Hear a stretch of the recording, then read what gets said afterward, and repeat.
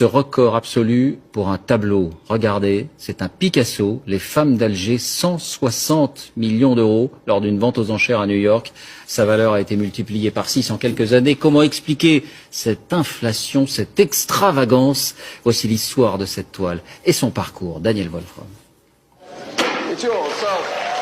160 millions d'euros en 11 petites minutes d'enchères pour Les femmes d'Alger de Picasso. Ils sont 5 acquéreurs en lice. Un seul renchérit à un tel niveau. Le tableau apparu aux yeux du monde entier, le temps d'une vente, repart se cacher dans une collection privée. En 1955, tout juste peint, Les femmes d'Alger sont exposées à Paris, aux côtés de Guernica et des plus grandes toiles du maître. L'exposition Picasso du musée des arts décoratifs est sans conteste la plus complète qu'on ait consacrée en France, avec la fameuse fresque de Guernica et les femmes d'Alger qui synthétisent la dernière manière du peintre. Exposée, mais pas pour longtemps. Un an plus tard, la toile échappe aux yeux du public.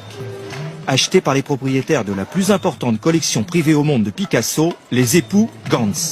Des New-Yorkais, des passionnés qui vivent au milieu de leur tableau. Mais en 1997, la toile refait surface.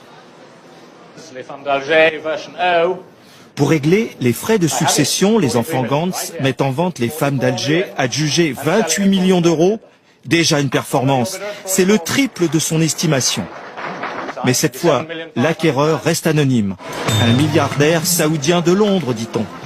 La toile ne réapparaît qu'en 2008, prêtée au Louvre. Elle côtoie celle du maître de Picasso, Eugène Delacroix.